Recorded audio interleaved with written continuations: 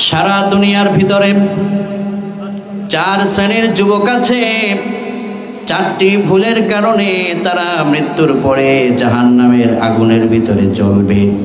জাহান্নাম থেকে যেন তারা নাজাত পেতে পারে, আল্লাহ আমাদের প্রত্যেকটা যুবককে তুমি জাহান্নাম থেকে বাঁচিয়ে দিও, কোন আমিন। 1 নম্বর ভুল, সেটা হলো যুবকেরা গুনাহ করে বেশি, তওবা করে কম, ইস্তেগফার করে কম। ঠিক কিনা? গুনাহ ছেড়ে দিতে হবে, তওবা করতে হবে। 2 নম্বর যুবকদের ভুল হয়, এই যুবকেরা কেমিস্ট্রি পড়তে জানে, ফিজিক্স পড়তে জানে, আলবার্ট আইনস্টাইনের জীবনী পড়তে জানে, কিন্তু তারা কালামুল্লাহ কোরআনে কারীমকে অনেকেই পড়তে জানে না। এটা যুবকদের বড় মারাত্মক ভুল।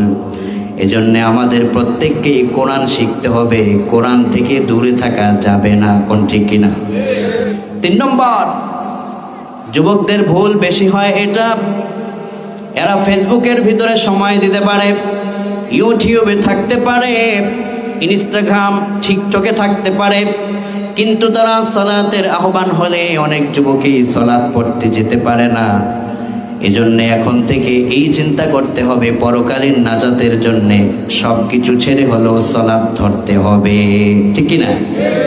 4 নম্বর যুবকদের যেটা বেশি হয় সেটা হচ্ছে আইডিয়াল লিডার, আদর্শ নেতা।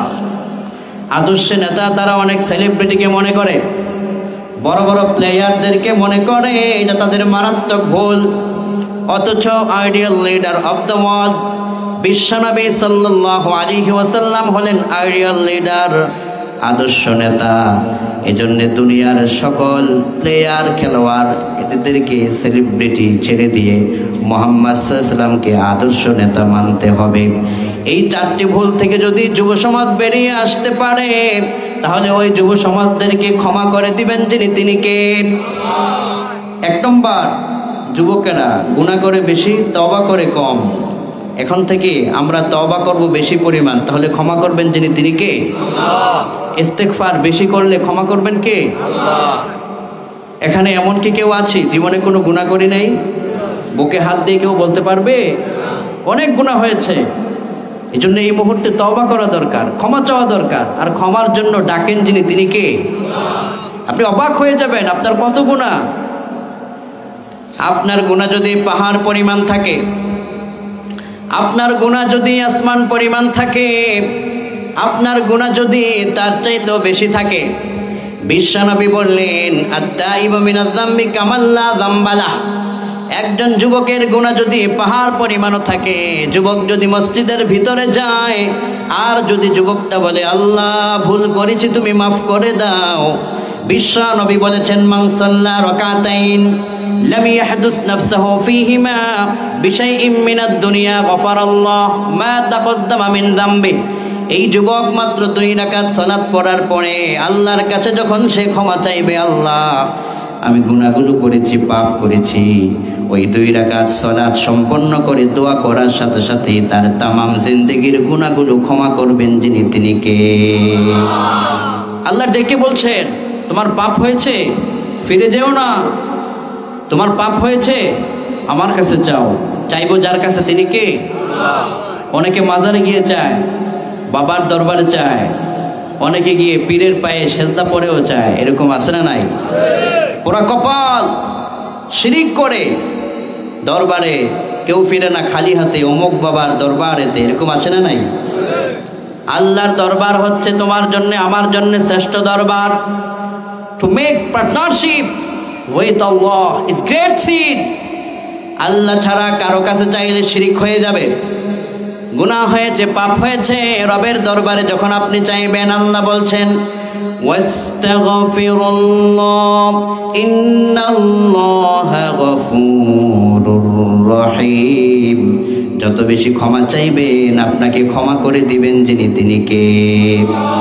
আবার আল্লাহ বললেন ওয়াল্লাযীনা ইযা ফাআলু ফাহিশাতান আও যালামু আনফুসাহুম যাকারুল্লাহা ফাস্তাগফিরু লিযুনুবিহিম ومن يغفر الذنوب إلا الله ولم يصروا على ما فعلوا وهم يعلمون। গুনাহ হয়ে গিয়েছে, আপনার পাপ হয়ে গেছে, গুনাহ হয়ে গেছে, আপনার কাজ হলো একটু যাকারুল্লাহ, আল্লাহকে একটু স্মরণ করবেন। শুয়ে আছেন, সমস্যা নেই। বসে আছেন, সমস্যা নাই। পার্কে গিয়েছেন গার্লফ্রেন্ডের সাথে, সমস্যা নাই। ওখানে মনে পড়েছে গুনাহ করেছেন, ওখানে আপনি ক্ষমা চান। পার্কে বসে আছেন, এখানে ক্ষমা চান। ঘরে বসে আছেন, গুনাহ করে ফেলেছেন, মনে পড়েছে, এখনই আল্লাহকে স্মরণ করে ফেলেন। আল্লাহ পাক বললেন, যত গুনাহ করেছো যাকারুল্লাহ, রবকে স্মরণ করো। ফাস্তাগফিরু লিযুনুবিহিম, ওই যে গুনাহ হয়েছে তার জন্য একটু মাফ চাইয়া ফেলো। আল্লাহ বললেন, উলাইকা জাযাউহুম মাগফিরাহ, এই বান্দাটা যদি পাহাড় পরিমাণ গুনাহ করে থাকে, আমাকে স্মরণ করা মাত্রই তার সবগুলো গুনাহ আমি আল্লাহ মাফ করে দেই। মুসা নবীর নাম শুনেছেন? মুসা পয়গাম্বর, আল্লাহ সেই মুসা পয়গাম্বরের সাথে কথা বলতেন, এজন্য তাকে বলা হতো কালিমুল্লাহ। ও কাল্লামাল্লাহ মুসা তাকলিমা। পয়গাম্বর যখন তিনি কোনো একটা গরিব মানুষের গৃহের পাশে গিয়ে দাঁড়াতেন, খেজুর বৃক্ষের পাশে গিয়ে যখন দাঁড়াতেন, অটোমেটিক তিনি রবের সঙ্গে কথা বলার সৌভাগ্য পেয়ে গোটা দুনিয়াকে অবাক করতেন। কোন আল্লাহু আকবার।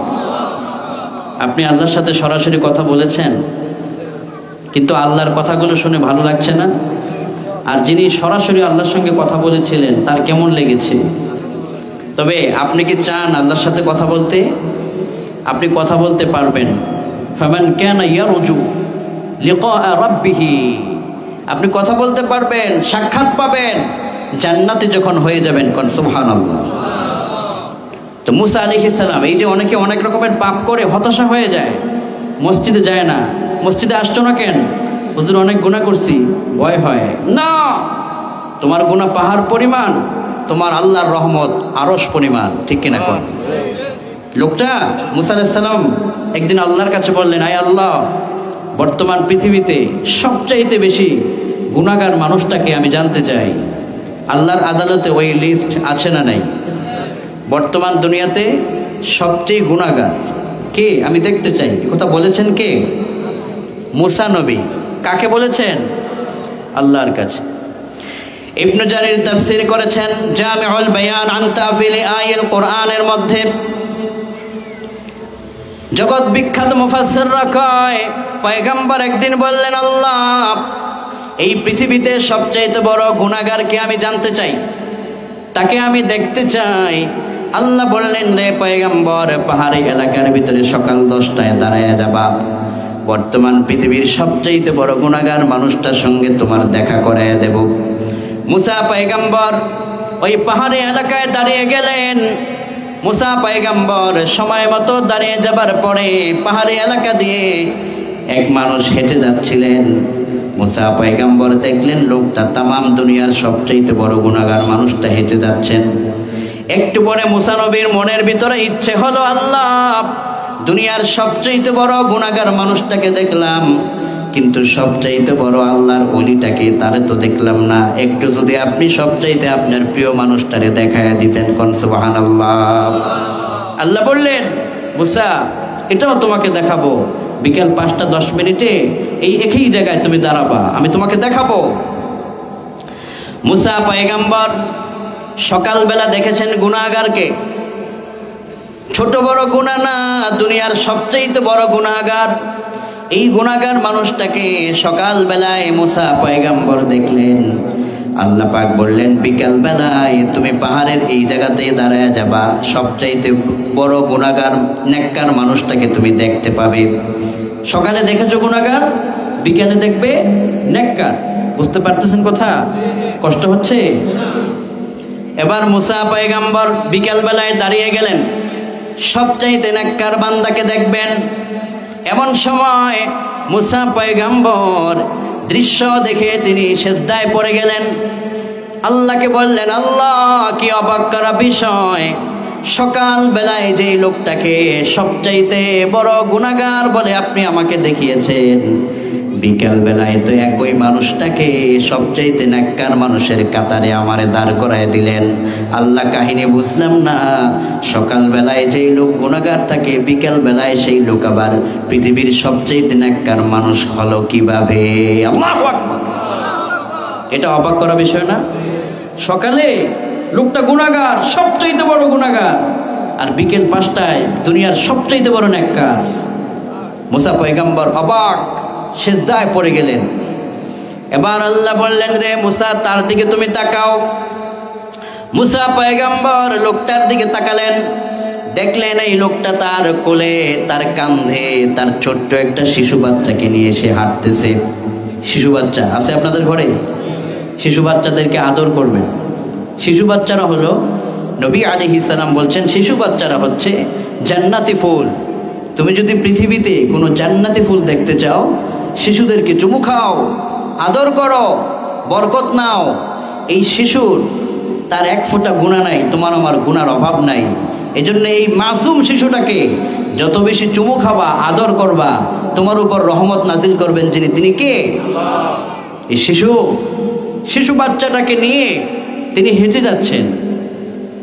মুসা আলাইহিস সালাম, আল্লাহ পাক বললেন, এই লোকটাকে ক্ষমা করার পিছনে বড় অবদান এই শিশুটা। সুবহানাল্লাহ। মুসা আলাইহিস সালাম আরো অবাক হয়ে গেলেন। অবাক চিত্তে বললেন, রব, এই ছোট্ট শিশুটা কি এমন করেছে যে তার পিতা সকাল বেলায় বড় গুনাহগার, বিকাল বেলায় এত বড় আল্লাহর ওলিতে পরিণত হলো? এবার আল্লাহ বললেন, রে মুসা, আমার বান্দা যত গুনাহ করুক না কেন, আমি তাকে কত ভালোবাসি শোনো। এই লোকটা দুনিয়ার সবচেয়ে বড় গুনাহগার হওয়া অবস্থায় সকাল বেলায় এই রাস্তা দিয়ে যখন হেঁটে যাচ্ছিল, তার কোলের ভিতরে ছোট্ট শিশুটা ছিল। শিশুটা বাবাকে প্রশ্ন করলো, ও আমার পিতা, ও আমার বাবা, এই পৃথিবীর এই যে দূরাঞ্চলে দেখা যায় এটা কি? তার পাশে ছিল বিশাল একটা পাহাড়ি এলাকা। পিতা বললেন, এটা হচ্ছে বড় পাহাড়। সন্তান বলল, আমার পিতা, এই পাহাড়ের চাইতে বড় কিছু আছে নাকি? পিতা বললেন, পাহাড়ের চাইতে বড় হচ্ছে এই যে বিশাল আকাশ, এই আসমানটা অনেক বড়। সন্তান বললেন, আমার পিতা, এই আকাশের চাইতে বড় কিছু আছে নাকি? এবার এই গুনাহগার কয়, আসমানের চাইতে বড় হচ্ছে আল্লাহ পাকের আরশ। এবার ছোট্ট মাসুম কয়, ও আমার পিতা, এই আরশের চাইতে বড় কিছু আছে নাকি? এবার পিতা কয়, ও আমার ছোট্ট শিশু, তুমি অনেক জটিল প্রশ্ন আমাকে করে ফেলেছ। আরশের চাইতেও বড় কিছু আছে, তা হলো আমার আল্লাহ পাকের ক্ষমা এবং রহমত। বলেছে অত্যন্ত গুনাহগার মানুষটা যে আরশের চেয়েও আল্লাহ রহম অনেক বড়, বিশাল, অনেক উঁচু। এই যে লোকটা বলেছে যে আল্লাহ রহম অনেক বড়, আল্লাহর ক্ষমা বিশাল, অতটুকুন বলেছে, লোকটা আল্লাহর কাছে নত হয়ে গেল না? পাপ করলো না আগে, এখন নত হয়ে গেল। রব্বুল আলামিন বললেন, ও পয়গম্বর, এই গুনাহগার মানুষটা শুধুমাত্র গুনাহ করার পরে দিলের ভিতরে যে সে এই চিন্তা করেছে আল্লাহ সবচাইতে বড়, আর আরশে আজিম আর আসমান জমিনের চেয়ে আল্লাহর রহম বড়, আল্লাহর ক্ষমা বড়, অতটুকুন সার্টিফিকেট দেওয়ার কারণে দুনিয়ার সবচাইতে বড় গুনাহগার মানুষটার গুনাহগুলো আল্লাহ রাব্বুল আলামিন সেকেন্ডে মাফ করে দিয়েছেন। জীবনে আপনার যত গুনাহ হয়ে যাবে, পাপের সাম্রাজ্য যখন আপনি গড়ে তুলবেন, ক্ষমা চাইবেন যার কাছে, তিনি কে? গুনাহ মাফ করার জন্যে রব্বুল আলামিন কোরআনের ভিতরে বলছেন, ইস্তাগফিরু রাব্বাকুম ইন্নাহু কানা গফফারা। যত বেশি ক্ষমা চাইবেন তত বেশি রবকে আপনি ক্ষমাকারী হিসেবে পাবেন। বিশ্বনবী সাল্লাল্লাহু আলাইহি ওয়াসাল্লাম সাহাবায়ে কেরামদেরকে এইভাবে করে গুনাহের পথ থেকে নিজেদেরকে ফিরিয়ে রাখার জন্য ইনভাইট করেছেন। মহান আল্লাহ কোরআনে বলছেন, ইল্লা মান তাবা ওয়া আমানা ওয়া আমিলা আমালান صالحا فأولئك يبدل الله سيئاتهم حسنات وكان الله غفورا رحيما। যখন আপনি পাপ করে ফেলেন, গুনাহ যখন হয়ে যায়, যুবকের গুনাহ হয়ে গেছে, যুবক তওবা করেছে ঈমানের সাথে, আল্লাহ বললেন তার গুনাহগুলো যখন ক্ষমা হয়ে যায়, গুনাহ মাফ হয়ে যাওয়ার সাথে সাথে যে জায়গাগুলোতে আগে গুনাহ ছিল এই জায়গাতে আল্লাহ নতুন করে নেক দিয়ে আমলনামার ওজনটাকে বাড়িয়ে দেন কে? একদিন তো দুনিয়া থেকে চলে যেতেই হবে, এখনই সময় আমাদের ক্ষমা চাওয়ার। এখনই যদি ক্ষমা চান তাহলে পরকালে আপনার নাম, আপনার লিস্ট জান্নাতের ভিতরে তুলে দিবেন যিনি, তিনি কে? এই যে রূহ আছে, একদিন ফুটুস চলে গেলে আপনার কোনো দাম নাই, ঠিক কিনা কোন? রূহ কি পৃথিবীতে কেউ দেখেছেন? আপনার বাবা যখন মারা যায়, অনেকের বাবা দুনিয়া থেকে বিদায় হয়েছে, এরকম আছে না? মানুষ যখন মারা যায় রূহটা কেউ ধরে রাখতে চাইলেও পারে না, ঠিক কিনা কোন? একজন বিজ্ঞানী তিনি চেয়েছেন রূহটাকে ধরে রাখতে, এবং তিনি চেয়েছেন পৃথিবীতে রূহকে ধরে পৃথিবীর মানুষকে দেখাতে রূহ কেমন। তিনি কি পারবে? ইউনাইটেড স্টেট অফ আমেরিকার একজন বিজ্ঞানী আছেন, তিনি চিন্তা করলেন যে মানুষের রূহটাকে তিনি ধরবেন এবং পৃথিবীতে দেখাবেন। রূহটাকে দেখিয়ে পৃথিবীতে তিনি নোবেল বিজয়ী হবেন। গোটা পৃথিবীতে অনেক বিষয়ে মানুষ সারপ্রাইজ পেয়েছে, অনেক বিষয়ে নোবেল বিজয়ী হয়েছে, কিন্তু রূহটাকে কেউ দেখিয়ে আজও পর্যন্ত নোবেল বিজয়ী কেউ হতে পারেনি। ওই বিজ্ঞানী চিন্তা করেছেন আমি রূহটাকে মানুষকে দেখিয়ে আমি পৃথিবীকে অবাক করে দেব, আর আমি হব পৃথিবীর সবচেয়ে বড় বিজ্ঞানী। কথা মতো তিনি চিন্তা করলেন মানুষ যখন মারা যায়, মারা যাওয়ার সময় রূহটাকে আমি আটকায় ফেলবো, আটকাইয়া মানুষদেরকে দেখাবো। ওই বিজ্ঞানী মুমূর্ষ রোগীদের পাশে বসে রইলেন। 1 বছর চলে গেল, রূহ পায় না। 2 বছর চলে গেল, এরকম করে 7 বছর পার হয়ে গেল। 7 বছর পেরিয়ে যাবার পরে মানুষ মরে যায়, হাজার হাজার মানুষ তার সামনে থেকে মরে গিয়েছে, কিন্তু মরে যাবার সময় রূহটাকে সে ধরতে পারে নাই। সে মনে করেছে আল্লাহর চাইতে সে বড় হয়ে যাবে, পারবে? ফেরাউন আল্লাহর সঙ্গে টেক্কা দিয়ে পেরেছে? আল্লাহর সঙ্গে বিরোধিতা করে ফেরাউন লোহিত সাগরে ডুবে মরেছে। নমরুদ আল্লাহর সঙ্গে বেয়াদবি করে জুতার পিটা খেয়ে দুনিয়া থেকে বিতাড়িত হয়েছে। পিছনের ইতিহাসেও যারা কোরআনের সাথে নাফরমানি করেছে, ইসলামের সাথে নাফরমানি করেছে, তারাও পিছনের দরজা দিয়ে পালাতে বাধ্য হয়েছে, কোন ঠিক কিনা? আগামীর বাংলাদেশেও যারা ওই পথ অবলম্বন করবে, কোরআনের সাথে নাফরমানি করবে, ইসলামের সাথে বেয়াদবি করবে, তারা এখান থেকে শিক্ষা নিতে হবে। আগামীতেও যারা এরকম করবে তাদের পরিণত পিছনের দরজা দিয়ে পালাতে বাধ্য হবে, কোন ঠিক কিনা? ওই লোকটা, বিজ্ঞানীটা আল্লাহর সঙ্গে টেক্কা দিতে গিয়ে বলছে আমি রূহটাকে ধরে দেখাবো মানুষকে যে এটা হচ্ছে রূহ। 7 বছর গবেষণা করে মুমূর্ষ রোগী তার সামনে থেকে হাজার মরে গেল, কারো রূহ ধরতে পারে নাই। ওই বিজ্ঞানী বললেন নোবেল বিজয়ী আমাকে হতে হবে, এবার একটা কাজ করা যাক, সেটা হলো বুলেট প্রুফের একটা আয়না ঘর বানাবো। বুলেট প্রুফ, এটা হচ্ছে এমন এক আয়না, এটার উপর দিয়ে যদি গুলি মারে ভিতরে যায় না, ভিতর থেকে কিছু মারলে বাইর হয় না। প্রেসিডেন্ট, প্রাইম মিনিস্টার ওনারা এই গাড়িটা ইউজ করেন, দূর থেকে মারলে ভিতরে ঢুকবে না, ভিতর থেকে বাইর হবে না। বুলেট প্রুফের সেই আয়না ঘর বানানোর জন্য তিনি চিন্তা করলেন যে এর ভিতরে রূহটা থাকলে আর তো বের হতে পারবে না, ধরে ইনি দেখাবে। বুলেট প্রুফের আয়নাঘর তিনি বানালেন।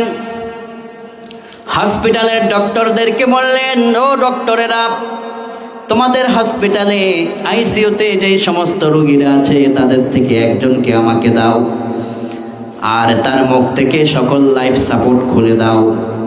অক্সিজেন চলছে, এগুলো সব খুলে দিয়া ভিতরে ঢুকায় দাও।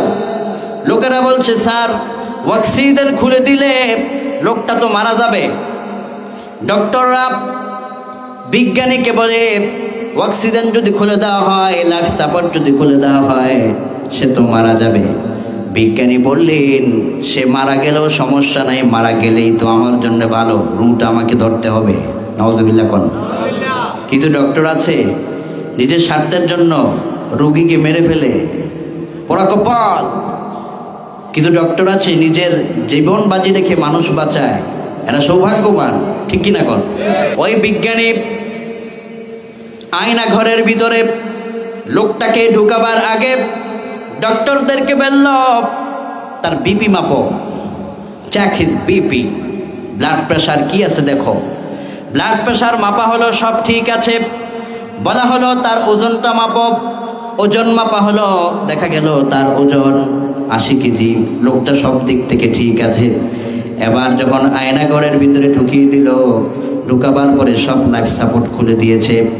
লোকটা ছটফট করে একটু সময়ের ভিতরেই দুনিয়া থেকে বিদায় হয়ে গিয়েছে। এবার ওই বিজ্ঞানী চিন্তা করল, লোকটা যেহেতু আয়না ঘরের ভিতরে মারা গেছে, এখন রুটা আয়না ঘরের ভিতরে আছে, বের করা সম্ভব পারবে? হাত দিয়ে চারিদিক থেকে এভাবে খোঁজাখুঁজি করছে রুটাকে ধরার জন্যে। বাংলাদেশে ছোটবেলায় আমাদের দেশের মানুষেরা মাছ ধরতে খুব শখী কাজ করে, শখের বসে মাছ ধরে না, না দেখলো পায়ের নিচে মাছ থাকলে এটাকে খুঁজে বের করে। চাষি মানুষরা মাছ ধরে না, এখানে আছেন না অনেকে, এভাবে খুঁজে না পাইলো, আর পাইলে পাইছি রে মাছ একটা পাইছি। ওই বিজ্ঞানী আয়না ঘরের ভিতরে এভাবে খুঁজতে লাগলো, কিন্তু রূপটাকে আর খুঁজে পায় না, হতাশ, পাইলাম না। বিজ্ঞানীদেরকে, ওই বিজ্ঞানী ডক্টরদেরকে বললেন মৃত্যু যেহেতু তার হয়ে গিয়েছে, এখন একটা কাজ করো, চেক হিজ বিপি, এটার মাপো। মাপার পরে ডক্টররা কয় স্যার লোকটা তো মরেই গেছে, ওর তো আর এখন বিপি নাই। তাহলে চেক হিজ ওয়েট, ওর ওয়েটটা দেখো কি আছে। মৃত্যুর আগে ওর ওয়েটটা ছিল 80 কেজি। কত কেজি? 80 কেজি মৃত্যুর আগে। মৃত্যুর পরে যখন তার ওয়েট দেখা হলো, বিজ্ঞান বলছে তার ওয়েট মৃত্যুর পরে হলো 78 কেজি। বেড়েছে না কমেছে? কয় কেজি? 2 কেজি কমেছে না? এবার ওই বিজ্ঞানী কয় আমি পেয়ে গেছি, নোবেল বিজয়ী আমি হয়ে গিয়েছি, আমি রুটাকে ধরে ফেলেছি। ডক্টররা কয় স্যার আপনি রুটাকে ধরলেন কেমনে, রু কোথায়? তখন ওই বিজ্ঞানী কয় যে 2 কেজি মৃত্যুর আগে 80 কেজি ছিল, মৃত্যুর পরে 78 কেজি, 2 কেজি নাই, মানে যেটা নাই সেটাই হচ্ছে 2 কেজি রুহ। ওর মনে হচ্ছে 2 কেজি রুহ, মানে রুহের ওজন 2 কেজি। বিজ্ঞানীদের একটা থিওরি হচ্ছে ওনারা একটা কাজেই পৃথিবীতে সারপ্রাইজ পাবে না, অনেক গবেষণা পৃথিবীর মানুষকে দেখাতে হবে। এজন্য তিনি দ্বিতীয় স্টেপে আরেকটা রোগীকে ওই আয়না ঘরের ভিতরে ঢুকালো। আমি যখন আয়না ঘরের কথা বলছি, অনেকে মনে মনে কয় বাংলাদেশেও তো আয়না ঘর ছিল, ছিল না? আয়না ঘরে বানিয়ে যাদেরকে নির্যাতন করা হয়েছে, কষ্ট করা হয়েছে, কষ্ট দেওয়া হয়েছে, সামনে যারা আয়নাঘর বানিয়েছিল, নিজের বানানো আয়নাঘরেও তাদের ঢুকানো সম্ভব হতে পারে, বিপদ তাদের জন্য আসতে পারে। এজন্য ক্ষমতা পেলেই বাহাদুরি করতে নেই, ক্ষমতা পেলেই নিজের ক্ষমতা দেখাতে নেই। কেননা গাড়ির চাকা ঘুরে যেভাবে, সময় ঘুরে সেভাবে, পরিবর্তন আসে সেভাবে, কোন ঠিক কিনা? ওই আয়নাঘর ওই বিজ্ঞানী আরেকজন রোগীকে ঢুকালো। ঢুকাবার আগে ওর বিপি মাপলো, বিপি ঠিক আছে। ওজন মাপলো, ওজন ছিল তার 70 কেজি। যখন তাকে আয়না করে ঢুকানো হলো, লাইফ সাপোর্টকে খুলে দিল। সাপোর্ট যখন খোলা হলো, ছটফট করে লোকটা দুনিয়া থেকে বিদায় হয়ে গেল। এখন ডক্টরদেরকে বললেন যখন লোকটা বিদায় হয়েছে, এবার তার ওজনটাকে মেপে দেখো। এবার ওজন মেপে দেখে আগের লোকের 2 কেজি কমেছিল, আর এখন দ্বিতীয়বারের লোকের 2 কেজি কমে নাই, বরং 1 কেজি বেড়ে 71 কেজি হয়ে গেছে। এবার আরে কি বিপদে পড়লাম, আগে মনে করেছিলাম যে 80 কেজির চেয়ে 78 কেজি মানে রুহ 2 কেজি, এখন তো দেখলাম 70-এর জায়গায় 71 হয়ে গেল। তাহলে তো আমার গবেষণা তাহলে ভুল হয়ে গেল, রুহটাকে তো আমি খুঁজে পাইলাম না। এরপরে ওই বিজ্ঞানী বলতে বাধ্য হয়েছে, who created man from an embryo wait on your Lord is the most beneficent. আহারে কার সঙ্গে টাক্কা দিতে গিয়েছি, ওই আল্লাহর সঙ্গে টাক্কা দেওয়ার ক্ষমতা পৃথিবীর কোনো বাবার সন্তানের নাই, কোন ঠিক কিনা? ওই বিজ্ঞানী সেখান থেকে শিখিয়েছে আল্লাহর উপরে কিছু নাই, রূহকে দেখতে পাওয়া যায় না, ধরাও যায় না, রূহের নিয়ন্ত্রক যিনি তিনি কে?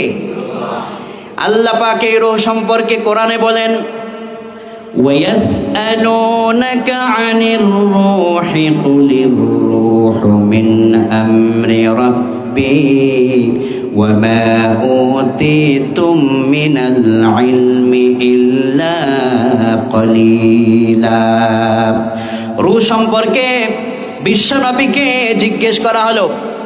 বিশ্বনবী বাগানের রাস্তা দিয়ে হেঁটে যাচ্ছেন, কিছু ইহুদিরা এসে বিশ্বনবীকে বললেন রূহ কাকে বলে, রূহ কি জিনিস?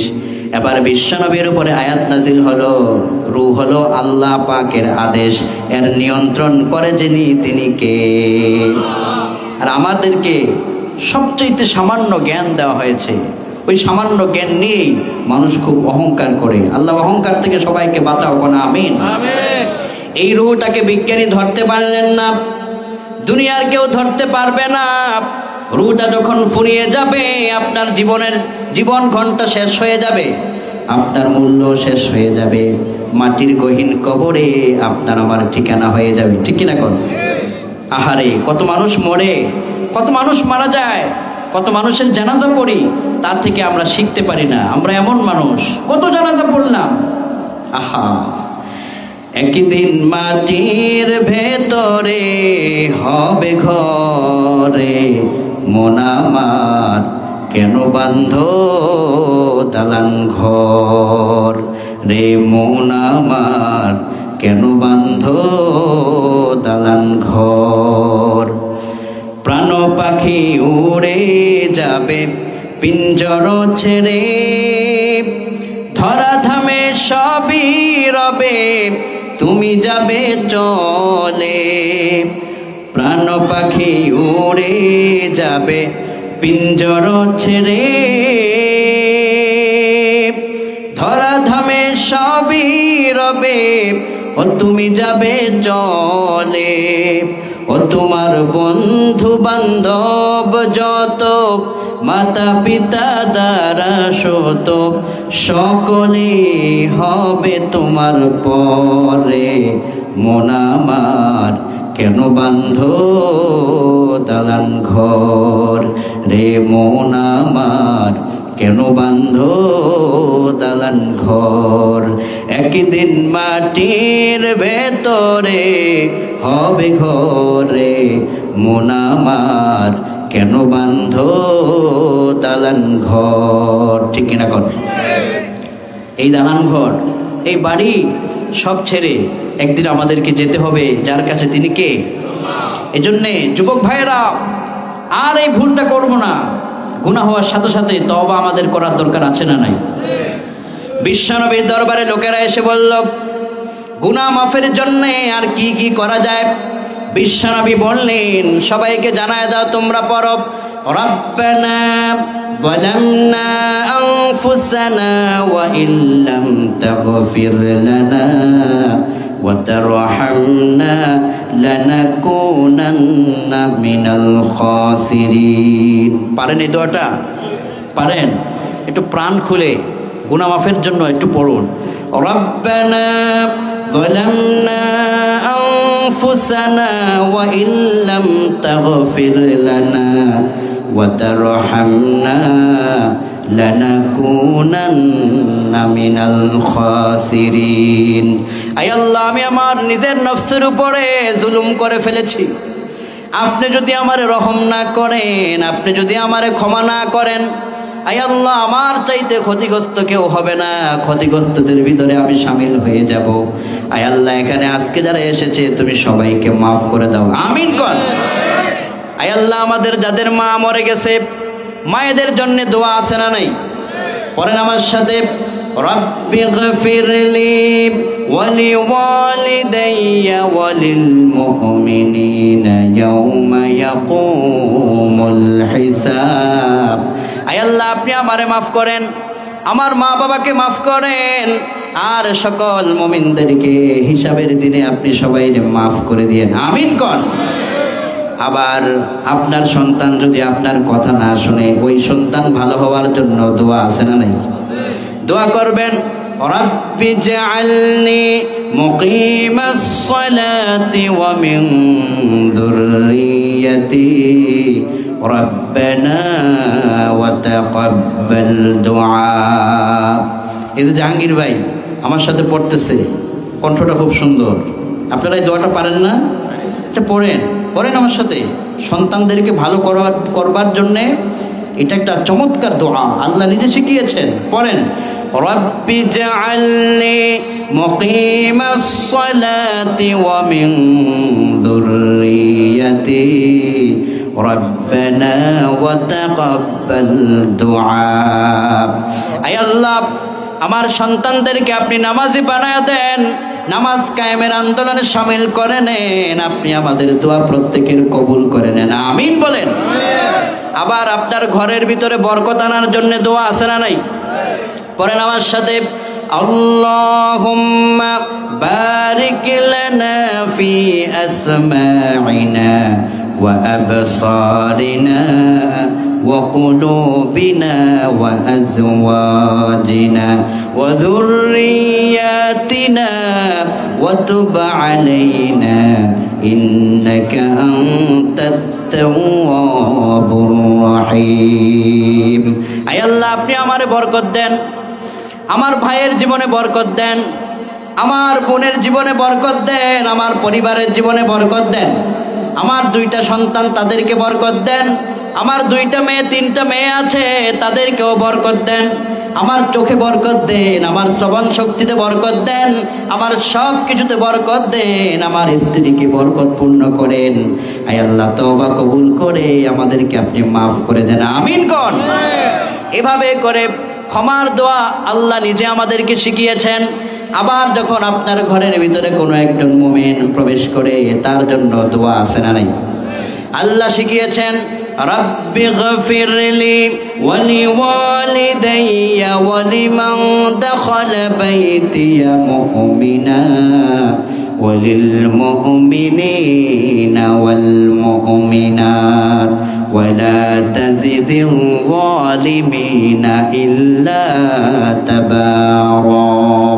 আয় আল্লাহ, আমার ঘরে যে প্রবেশ করেছে সে পুরুষ হতে পারে অথবা নারী হতে পারে, তুমি তাদেরকে মাফ করে দাও, আমারে মাফ করে দাও, আমার পিতা মাতাকে মাফ করে দাও, কোন আমিন। ওয়ালা তাজিদিল যালিমিনা ইল্লা তাবারা। যারা জালেম হয় তারা দোয়া থেকে বঞ্চিত হয়, যারা জালেম হয় তারা হেদায়েত থেকে বঞ্চিত হয়, আছে না নাই? আরে 17 বছর মানুষদেরকে জ্বালিয়েছে, আলেমদেরকে জেলখানায় ভরে, আলেমদের চোখের পানিতে জেলখানায় পূর্ণ সমুদ্র হয়েছে। সেই আলেমদের বদদোয়ার ফলে আজ তাদের পতন হয়েছে। পতন হবার পরেও বলে, রেডি থাকিস, আইতাছি, ঠিক কিনা? তার মানে এখনো শিক্ষা পায় নাই। একজন খুব বড় গলায় বলতো নারায়ণগঞ্জে খেলা হবে, কিন্তু ওই দিনের পরে আর তাকে খেলার জন্য প্লেয়ার হিসেবে মাঠে পাওয়া যায় না। যারা এভাবে অহংকার করেছে, জালিম যারা হয়েছে, আমার ক্ষুদ্র গবেষণা, কোরআনের পাখি আল্লামা দেলওয়ার হোসেন সাঈদী রহমাতুল্লাহ, তিনি যখন কারাগারে রাত কাটাতেন, এমন রাত গিয়েছে ঘুমানোর জন্য বালিশ পেতেন না, তাহাজ্জুদের ঘরে তিনি কাঁদতেন। তার সন্তানেরা গিয়ে এই দৃশ্যের খবর শুনে ওরা আর জায়গায় নিজেকে কন্ট্রোল করতে পারতেন না। আমার মন বলছে ওরা যা কিছুই করো, কোরআনের মুফাসসিরদেরকে বছরের পর বছর কারাগারে বন্দী করে কষ্ট দেওয়ার কারণে, আল্লাহর কোরআনের পাখিদের বদদুয়ায় গজবের কারণে তারা ধ্বংস হয়েছে। তারা তসলিমা নাসরিনদেরকে প্রমোট করেছিল, তারা শাহবাগের নাস্তিকদেরকে প্রমোট করেছিল। সেই শাহবাগ নাস্তিকদের লিডার ইমরানকে আর খুঁজে পাওয়া যায় না। আপনারা দেখেছেন যেই শাহবাগে স্লোগান উঠছিল রসুলের বিরুদ্ধে, ওই শাহবাগের মোড়ের মধ্যেই তরুণ যুবকেরা সালাত পড়েছে জামাতের সাথে। যেই পার্লামেন্টে মমতাজ বেগম ফাইটতে যায় গান গেয়েছিল, সেই পার্লামেন্ট তৈরি হচ্ছে আল্লাহ পাকের 30 পারা কোরআনের বক্তব্যের জন্য। আগামীর পার্লামেন্টে আল্লাহর 30 পারা কোরআন যেন পৌঁছে যায়, এই জন্য এই কুমিল্লাবাসীকে যদি প্রয়োজন হয় মাঠে নামার প্রয়োজন হলেও আল্লাহর জন্য মাঠে নামার দরকার আছে না নাই? এই যুবকেরা কারা কারা প্রস্তুত? দুহাত তুলে আল্লাহকে দেখা। নারায়ে তাকবীর, নারায়ে রিসালাত। আল্লাহ এই হাতগুলোকে কবুল করো বলে আমিন। ওয়ালা তাজিদিল যালিমিনা ইল্লা তাবারা। জালেমরা দোয়া থেকে বঞ্চিত হয়, ক্ষমা থেকে বঞ্চিত হয়। এজন্য জালেম হতে নয়, সবার উপর ইনসাফ কায়েম করতে হবে, সবাইকে ভালোবাসতে হবে, আর নিজের গুনাহের জন্য ক্ষমা চাইতে হবে যার কাছে তিনি কে? যুবক ভাইরা, তাহলে প্রথম স্টেপে আমাদের গুনাহ হলে ক্ষমা চাইবো কার কাছে? আল্লাহর কাছে। দোয়া পড়বেন। আলী রাদিয়াল্লাহু আনহু তিনি বললেন, জামে তিরমিজির বর্ণনা, আবু ঈসা মুহাম্মদ ইবনে ঈসা তিরমিজি, ইমাম তিরমিজি তিনি প্রণয়ন করেছেন, আলী রাদিয়াল্লাহু তাআলা আনহু একদিন বিশ্বনবী একটা বাহনের উপরে বসা, এমন সময় আল্লাহর হাবিব বাহনের বসা অবস্থায় তিনি মুস্কি হাসি দিলেন। আলী রাদিয়াল্লাহু আনহু কয়, বিশ্বনবী যখন মুস্কি হাসলেন, বিশ্বনবীর পবিত্র মুস্কি হাসির এই মুস্কি হাসির সৌন্দর্যের কারণে আমাদের এরিয়ার পাহাড় এলাকা পর্যন্ত আলোকিত হয়ে গিয়েছিল। ضحك النبي صلى الله عليه وسلم أفلج الثنيتين إذا تكلم رؤيا كالنور يخرج من بين ثناياه। নবীজি যখন কথা বলতেন তখন হুজুরের কথা বলার সময় এই সামনের দুই দাঁতের মাঝখান দিয়ে একটু ফাঁকা ছিল। নবী করিম সাল্লাল্লাহু আলাইহি ওয়াসাল্লাম যখন তখন কথা বলতেন, মুস্কি হাসতেন, তখন এই দুই দাঁতের দাঁত মোবারকের মাঝখান দিয়ে আমাদের তো বের হয় থুতু আর দুর্গন্ধ। বিশ্বনবী যখন কথা বলতেন মুখ মোবারক থেকে নূরের জ্যোতি বেরিয়ে পড়ত, এলাকাটা আলোকিত হয়ে যেত। আমার প্রিয় নবী তখন মুস্কি হাসলেন। তো একজন মানুষ যদি হঠাৎ করে হাসে, তাহলে কাছের মানুষগুলো জানতে চায় না, ভাই তুমি হাসলা কেন, নাকি আমার দিকে টিটকারি মেরে হাসছো? এরকম অনেকে হাসলে বলে না? সাহাবাই কেরাম তো আদব। সাহাবাই কেরাম, হযরত আলী তিনি চিন্তা করলেন, আমার প্রাণের রাসূল এখন হেসেছেন, হুজুরের হাসিটাও আল্লাহর ইশারায় হয়, হুজুরের ঘুমানোটাও আল্লাহর ইশারায় হয়। নবী যা বলতেন কার ইশারায় বলতেন? রাব্বুল আলামিন বলেন, মা ইয়ানতিকু আনিল হাওয়া ইন হুয়া ইল্লা ওয়াহয়ুন ইউহা।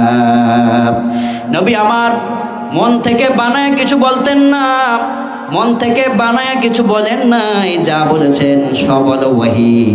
ওয়ালাউ তাকাওয়ালা আলাইনা বা'দাল আকাবিল লাআখাযনা মিনহু বিল ইয়ামিন।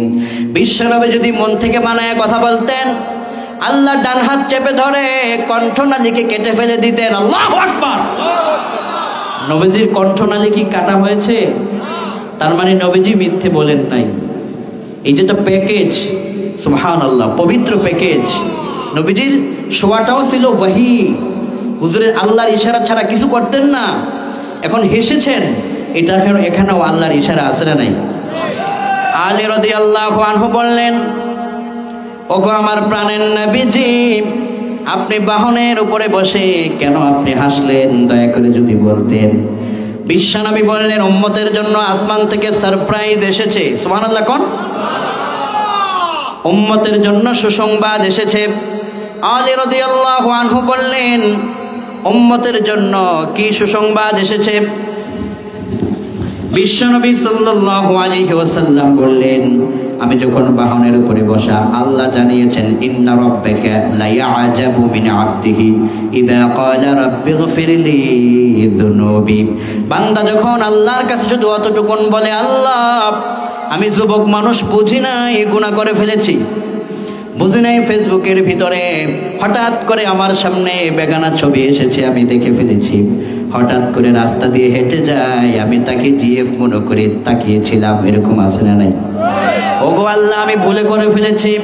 বিশ্বনবী কয়, ওই যুবক যখন শুধু অতটুকুন বলে আল্লাহ মাফ করে দেন, আল্লাহর হাবিব বললেন, লা আজাবু মিন আবদিহি, আমার আল্লাহ পাক ওই বান্দার উপর আশ্চর্যান্বিত হন, সাথে সাথে বান্দাকে মাফ করে দেন।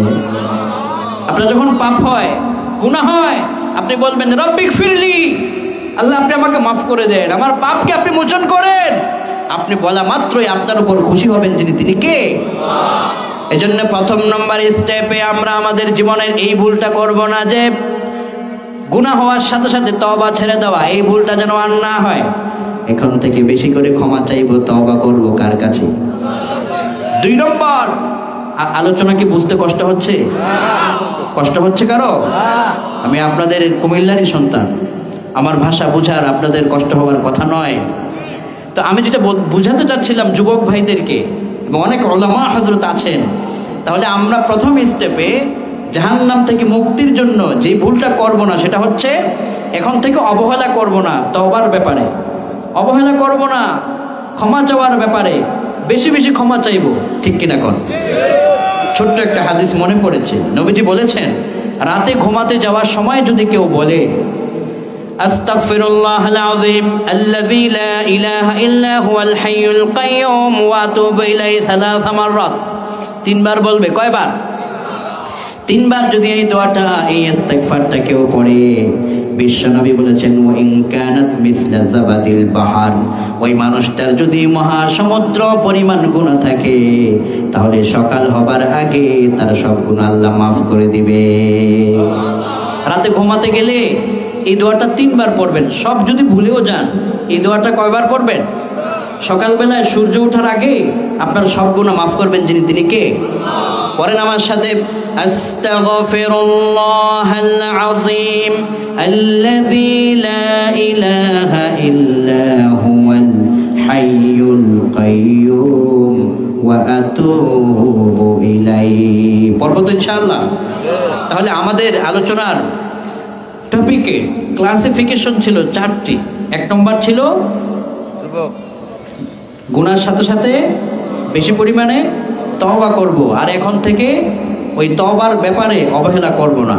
2য় স্টেপে ছিল যে আমরা কেমিস্ট্রি পড়তে জানি, ফিজিক্স পড়তে জানি, আলবার্ট আইনস্টাইন সবার জীবনী পড়তে জানি, কিন্তু কোরআন শরীফ অনেকেই পড়তে জানে না। এরকম আছে না নাই? এখন থেকে আর এই অবহেলা নয়, কিছু কিছু হলো এখন থেকে কোরআন পড়ার দরকার আছে না নাই?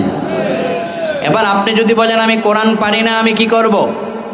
বিশ্বনবী বললেন, আল মাহিরু বিল কোরআন মা'আস সাফারাতিল কিরামিল বারারা ওয়াল্লাযী ইয়াকরাউল কোরআন ওয়া ইয়াতাতা'তা'উ ফি ওয়া হুয়া আলাইহি শাক্কুন লাহু আজরান। বুখারীর বর্ণনায় বিশ্বনবী বললেন, তুমি পারো না কিন্তু থেমে থেমে তো পড়তেছো। এরকম আছে না নাই? কোরআন শরীফ সামনে নিয়ে আলহামদুলিল্লাহ এভাবে থেমে থেমে আস্তে আস্তে ঠেকে ঠেকে পারে না, কিন্তু সে সামনে এগুচ্ছে। বিশ্বনবী বললেন, এরকম কষ্ট করে যে পড়বে, আল্লাহর হাবিব বললেন 1 সওয়াব দেওয়া হবে তাকে পড়ার কারণে, 2য় সওয়াব দেওয়া হবে সে পারে না চেষ্টা করার কারণে। আর যারা আলেম হয়ে যায় তাদের হাসর হবে জিবরাইল ফেরেশতাদের সাথে। সুবহানাল্লাহ। মা'আস সাফারাতিল কিরামিল বারারা, কিরামিল বারারার ব্যাখ্যায় যুগশ্রেষ্ঠ তাফসীরকারগণ, উমদাতুল কারির প্রণেতা বদরুদ্দিন আইনি রহিমাহুল বারি, যিনি বুখারীর বিখ্যাত ব্যাখ্যা গ্রন্থ লিখেছেন উমদাতুল কারি, ওনারা ব্যাখ্যা করেছেন। ব্যাখ্যা করে কয়, যারা আল্লাহর কোরআন সম্পর্কে জ্ঞান রাখে, মসজিদের ইমাম বেতন তার কম হইতে পারে, মসজিদের মুয়াজ্জিন সাহেব বেতন তার কম হইতে পারে, কিন্তু এই আল্লাহর কোরআন জানার কারণে এই মানুষটার হাসর আল্লাহ পাকের প্রসিদ্ধ যে 4 জন ফেরেশতা আছে, জিবরাইল, মিকাইল, ইসরাফিল, মালাকুল মউত, এই বড় বড় সাহাবীদেরকে যে ইজ্জত দিয়েছেন তার চাইতে বেশি ইজ্জত পাবে আল্লাহর কোরআন যে বুঝে পড়েছে। কোন সুবহানাল্লাহ। আর আপনি যে পারেন না, থেকে থেকে পড়লে আপনাকে আল্লাহ ডবল সওয়াব দিয়ে আপনার জীবনটাকে আলোকিত করবেন, যিনি তিনি কে? তাহলে এখন থেকে যুবক ভাইয়েরা এই ভুলটা আর করবো না। আগে কোরআনের প্রতি অবহেলা করতাম, এখন একটু হলেও কোরআনের সঙ্গে সম্পর্ক করার দরকার আছে না নাই? বিশ্বনবী বললেন, ইকরাউল কোরআন ফাইন্নাহু ইয়াতি ইয়াউমাল কিয়ামাহ শাফিআন লিআসহাবিহি। মুসলিমের বর্ণনায় বিশ্বনবী বললেন, রে যুবক, তুমি তো অনেক সময় দেখা যায় তোমার ফেসবুকের ভিতরে সকাল ফজরের নামাজের পরে ঢুকেছ। এখন তো ফজরের পরে আর জাগে না, ওরা জাগে 8টায় 9টায়, কিন্তু রাত জাগাটা খুব পছন্দ।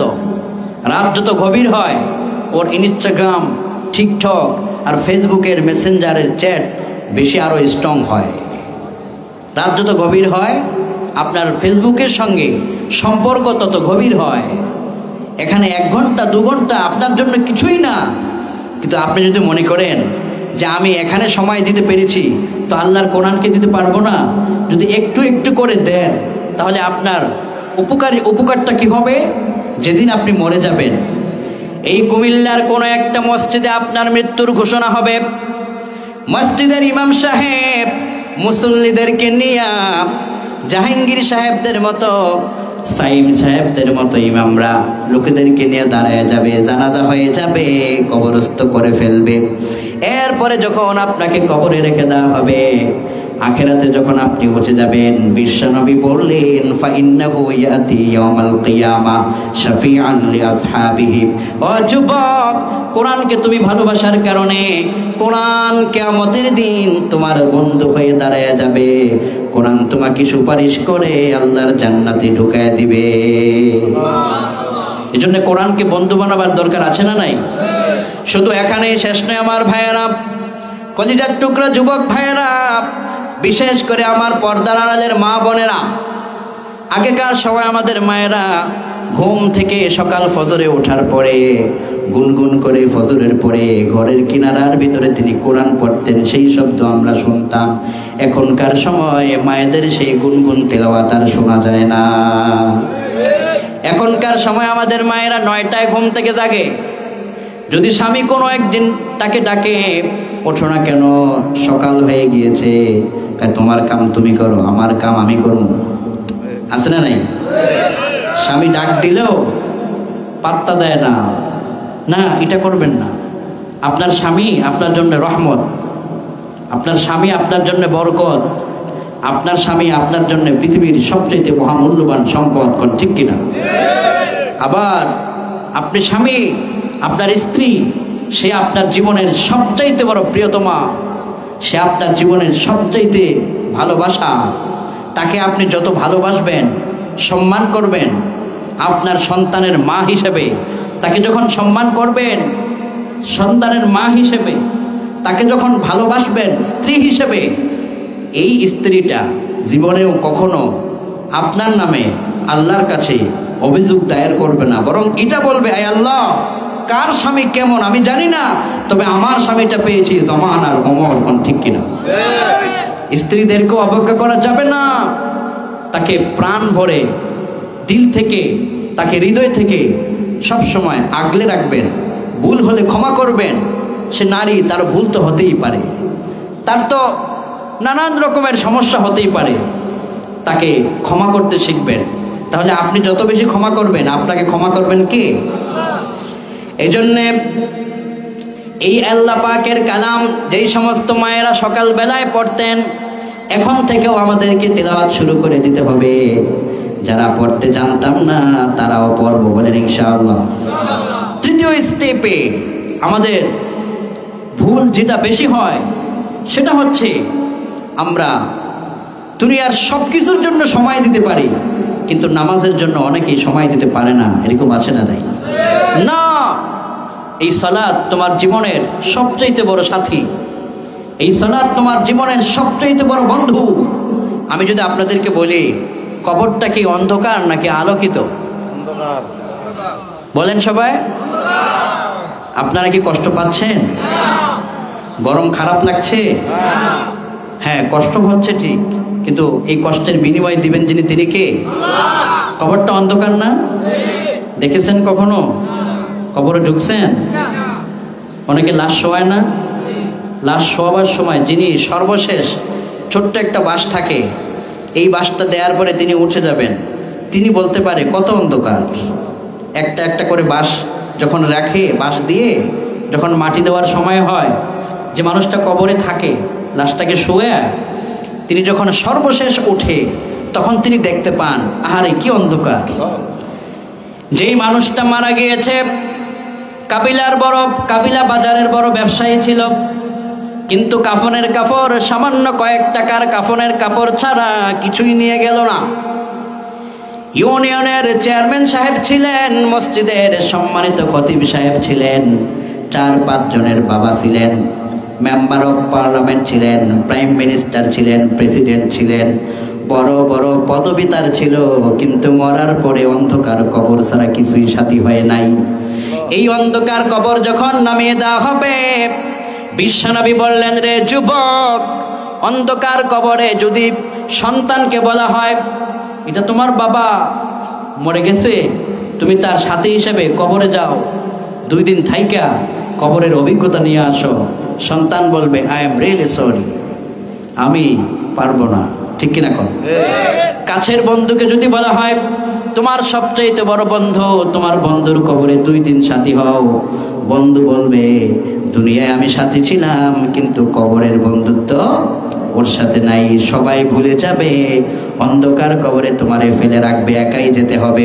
আল্লাহর হাবিব বললেন, এই অন্ধকার কবরটাকে যদি তুমি অন্ধকার দূর করে আলো করতে চাও, তোমার একটাই হলো সাথী। বিশ্বনবী বললেন, as-salatu নূরুন, যারা এই সালাত পড়ে সেদিন সালাত তার কবরটা আলো হয়ে যাবে। মান হাফাযা আলাইহা কানাত লাহু নূরান ওয়া বুরহানান ওয়া নাজাতান ইয়াউমাল কিয়ামাহ। তোমার জন্য কবর আলো, কবরের অন্ধকার দূর করে সালাত তোমার জন্য আলো হবে, আখিরাতে সালাত তোমার জন্য দলিল হয়ে যাবে, মুক্তির রাস্তা হয়ে যাবে। যদি তুমি সালাত পড়ো তাহলে তোমার জন্য অন্ধকার দূর হয়ে আলোকিত জীবন আসবে। এমনও মানুষ আছে দুনিয়ার জীবনে তারা কষ্ট করে সালাত ছাড়ে নাই, কষ্ট করেছে, আল্লাহর সঙ্গে তার সম্পর্ক ভালো ছিল। এই লোকটাকে যখন আপনি কবরে রেখেছেন, আপনারা সবাই দেখেছেন লোকটা মাটির কবরে পড়ে আছে, কিন্তু লোকটা সালাত পড়ার কারণে কবরে শুয়ে সে ওই লোকটা ওই দিন দেখবে মাটির কবর মাটি নাই, ফুলের বাগান হয়ে যাবে। এজন্যে এখন থেকে সালাত পড়ব তো ইনশাআল্লাহ। এবার দেখেন আমার ভাইয়েরা, বিশ্বনবী বললেন যারা সালাত পড়ে না তাদের হাসর কাদের সাথে হয়? মা ফিরআউন ওয়া হামান ওয়া কারুন। ফেরাউন রে অনেকে চিনে, হামান কারুন রে চিনে না, কিন্তু ফেরাউনকে চিনে না এমনকি মুসলমান কেউ আছে যে নামাজ পড়ে না, তার হাসর হবে ফেরাউনের সাথে। কার সাথে? তা আপনি কি চান আপনার হাসরটা ফেরাউনের সাথে হোক? কে কে চান? কেউ চাই না আমরা। আহা, অথচ আমরা চাই না ফেরাউনের সাথে হাসর হোক, কিন্তু ঠিকই আমরা ফেরাউনের সাথী হয়ে যাচ্ছি। নবীজি বলেছেন মা ফিরআউন ওয়া হামান ওয়া কারুন, যারা সালাত পড়ে না তারা হামান, করুন এবং ফেরাউনের সঙ্গে তাদের হাসর হবে। নাউজুবিল্লাহ কর।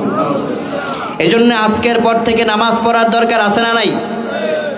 মসজিদের ভিতরে ইমাম সাহেব যখন সালাতের জন্য আহ্বান করে দেয়, মুয়াজ্জিন সাহেব যখন আজান দেয়, আজানটা শোনার পরে আপনি যেখানে থাকেন সালাতের আহ্বানে যখন আপনি সাড়া দিবেন, তখন আপনার উপরে বরকত ঢেলে দিবেন যিনি, তিনি কে? সালাতের আহ্বান শুনেছেন, যাবেন সালাতকে সম্পন্ন করবেন। বিশেষ করে ফরজ সালাতগুলো আমরা পড়ব তো ইনশাআল্লাহ। আয় আল্লাহ, আমরা সবাই গুনাহগার, আজকে আমরা তোমার কাছে সবাই অবনত চিত্তে ক্ষমা চাই। আগে অনেক ভুল হয়েছে, আজকের পর থেকে আমাদের আর নামাজ ছুটবে না ইনশাআল্লাহ। আল্লাহ আপনি আমাদের সবাইকে নামাজি বানিয়ে দেন, কোন আমিন। 4 নম্বর যে ভুলটা যুবকদের হয় সেটা হলো তারা অনেক সময় বিভিন্ন প্লেয়ারদেরকে, বিগ প্লেয়ার, ফেমাস প্লেয়ারদেরকে সেলিব্রিটি মনে করে, তাদের আইডিয়াল লিডার মনে করে, কিন্তু না, যুবকদের একমাত্র আইডিয়াল লিডার আদর্শ নেতা হচ্ছেন মুহাম্মদ সাল্লাল্লাহু। তোমার নেতা, আমার নেতা বিশ্বনবী। বিশ্বনবী ছাড়া আদর্শ নেতা পৃথিবীতে কেউ হতে পারে? আমরা দেখেছি অনেক নেতা, বলেছি তো অমুক নেতার চরিত্র ফুলের মতো পবিত্র, কিন্তু আমরা দেখেছি দিন শেষে নামাজও পড়ে না এক ওয়াক্ত। এরকম আছে না নাই? কিন্তু আমার প্রিয় রাসূল, আমার প্রিয় হাবিব, আমার প্রিয় নবী নেতা ছিলেন। নেতা ছিলেন না রাসূল? কিছু পাইতে হলে কিছু দিতে হয়। মক্কায় সাহাবাই কেরাম মায়ের খেয়েছে, কিন্তু সাহাবাই কেরাম ইমানের পরীক্ষা থেকে তারা চুল পরিমাণ সরে দাঁড়াননি। উমাইয়া ইবনে খালফ, কাফের বেঈমানেরা মরুভূমির উত্তপ্ত বালির উপর বেলালকে শোয়ায় রেখেছিল, পাথর দিয়ে চাপা দিয়ে তার ঈমানকে কেড়ে নেওয়ার জন্য চক্রান্ত করেছিল। বেলাল বলেছিলেন, যেই জবান দিয়ে একবার ঈমানের আহ্বান করেছি, স্লোগান দিয়েছি, এই জবান দিয়ে কখনো আল্লাহর বিরুদ্ধে স্লোগান আমি দিতে পারি না। আমার জেল হতে পারে, জুলুম হতে পারে, জীবন চলে যেতে পারে, ফাঁসির মঞ্চেও আমি যেতে পারি, তবুও আমার আল্লাহর সামনে আমার ঈমানকে আমি বিক্রি করতে পারি না। কোন আল্লাহু আকবার। উমাইয়া ইবনে খালফ মরুভূমির উত্তপ্ত বালির উপর শোয়া, পাথর দিয়ে তাকে চাপা দিয়ে বিখ্যাত জান্নাতি সাহাবী বেলালের শরীর থেকে রক্তগুলো বেরিয়ে পড়ছে, মরুভূমির বালিগুলো লাল বর্ণ হয়ে যাচ্ছে। বেলাল তখনও বলছেন, আহাদ, আমার এক আল্লাহ ছাড়া আমি কাউকে মানি না। এভাবে করে জুলুম, নিপীড়ন আর নির্যাতন সহ্য করার পর মদিনাতুল মুনাওয়ারায় রাসূল যখন চললেন, মদিনাবাসীরা প্রিয় নবীকে শুভাগমন করলেন, মদিনায় ইস্তেকবাল করলেন, স্বাগত জানালেন। মদিনার মানুষেরা বিশ্বনেতাকে স্বাগত জানালেন।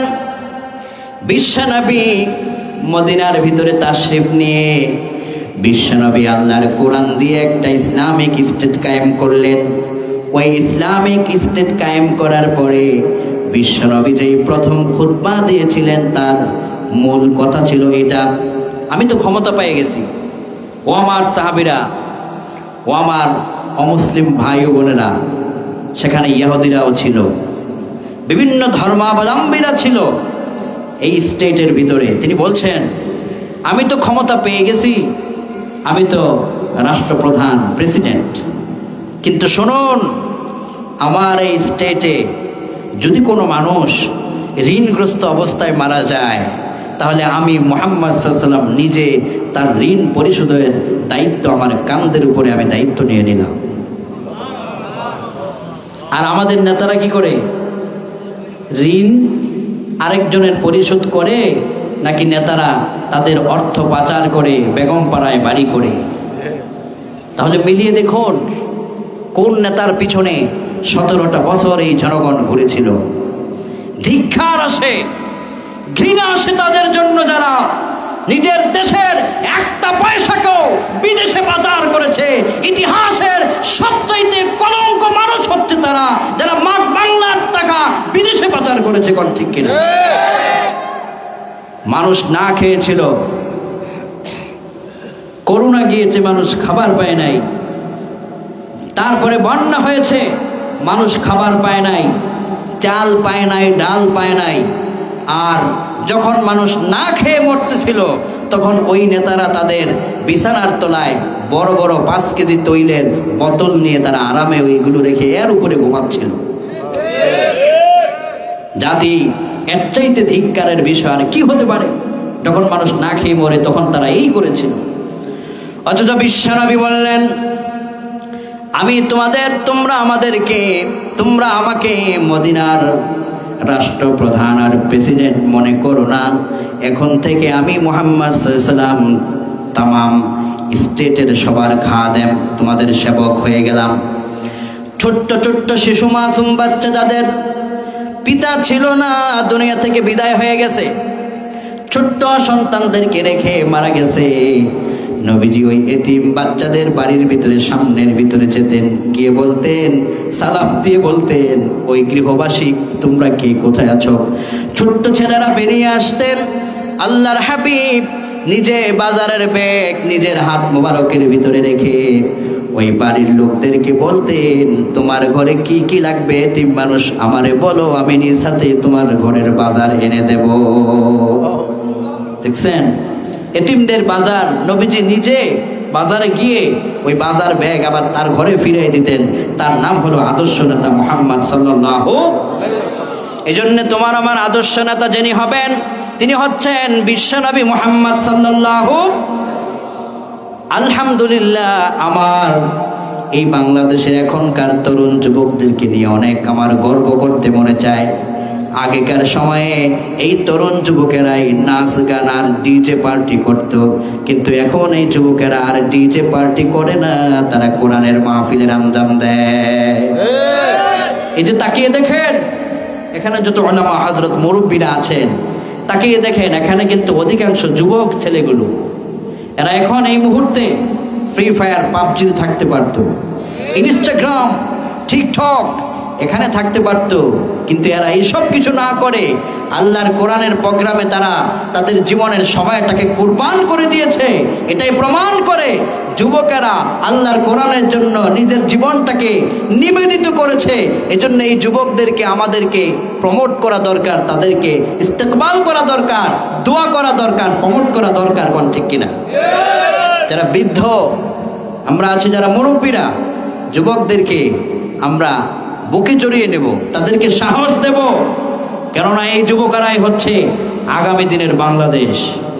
এরা শুধু যুবক না, এরা আগামী দিনের বাংলাদেশ। এদের হাত দিয়ে গড়ে উঠবে বাংলার সুন্দর নতুন মানচিত্র, কোরআনিক চিত্র। আল্লাহ তুমি আমাদের সবাইকে কবুল করো, কোন আমিন। তাহলে আমার ভাইয়েরা, দুনিয়ার সবচাইতে ভয়ঙ্কর 4 ভুলের এক হলো আমরা আগে থেকে গুনাহ বেশি করতাম, তওবা করতাম না, এখন থেকে তওবা করব বেশি। কার কাছে? 2 নম্বরে আমরা কোরআন পড়তাম না, এখন থেকে কোরআন পড়ব বেশি বেশি ইনশাআল্লাহ। 3 নম্বরে সালাত ছেড়ে দিতাম, এখন থেকে সালাত ছাড়বো না। আল্লাহ তুমি পড়ার তৌফিক দিও, আমিন কর। 4 নম্বরে আমরা আমাদের আদর্শ নেতা মানব একমাত্র বিশ্বনবী মুহাম্মদুর রাসূলুল্লাহ সাল্লাল্লাহু। এই 4টা বিষয় আমরা কি বুঝতে পেরেছেন? আয় আল্লাহ আমাদের প্রত্যেককে বুঝার তৌফিক দেন, আমাদের গুনাহগুলোকে আপনি মাফ করে দেন, আমাদের প্রত্যেকের তামাম জিন্দেগীর সবগুলো অপরাধ আপনি মাফ করে দেন, কোন আমিন।